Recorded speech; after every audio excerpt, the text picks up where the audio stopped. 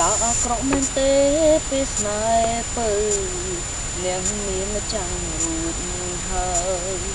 សូមបីលោកជួយប្រាប់ហើយយកចម្លើយ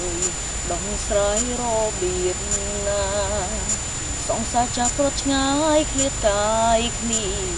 វេទនាឈឺស្ទើរខ្សែដើមស្នេហ៍ថ្មីរឹតឈឺ